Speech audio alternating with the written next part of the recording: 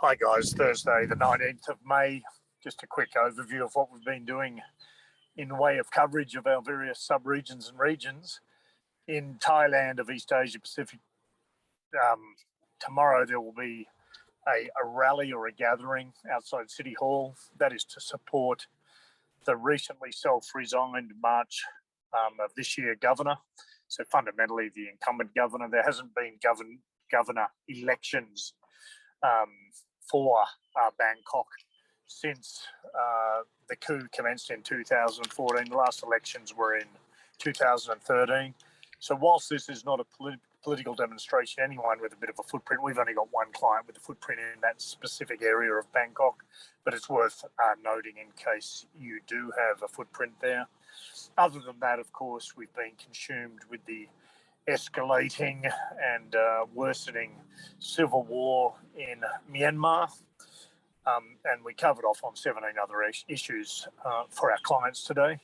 That's been a pretty quiet day in the scheme of things in East Asia Pacific. Back to you, Bhargav, and I'll drop off because I'm about to enter some hideous traffic. Cheers. Thank you, Paul. Uday, would you like to cover off on South Asia, please? Sure, Bhargav. So we covered 15 events across South Asia today. The one I would like to bring up is the Afghan Taliban mediating talks between the Tehreek-i-Taliban Pakistan and the Pakistani government. Now, talks failed late last year, and even though some of the demands of the TTP were met, including the release of some prisoners, but I mean, it's a very messy situation at the moment. And it comes amidst an uptick of terror activity in Pakistan's cities such as Karachi that's mainly attributed to Baloch separatist groups. So, Bhargav, what are your thoughts on the TTP and how do you see these negotiations going? I personally don't think they will be too fruitful.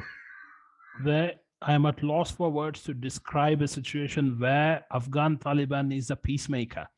And they are trying to negotiate on both sides, that is TTP, Tehreek-i-Taliban Pakistan, and the government in Islamabad.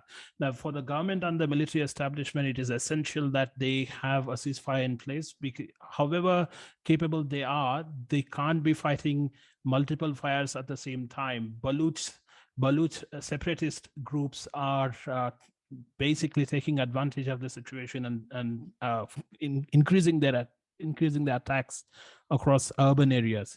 Very recently, there were multiple attacks in Karachi itself, and the government in power can't really have that in the medium or the long term. That's precisely why they're pushing for this ceasefire. And would you think that a military is capable of handling continued tensions on multiple fronts, but businesses specifically need to watch out for this particular negotiations, how it develops, because it's going to affect the security paradigm across the board in the country, as well as in Afghanistan for that matter, because there were airstrikes across the border. Thanks a lot, Bhargav. Yeah, I would largely agree with that. I think that's a wrap for East Asia Pacific and South Asia and Asia Pacific. So we'll see you next week.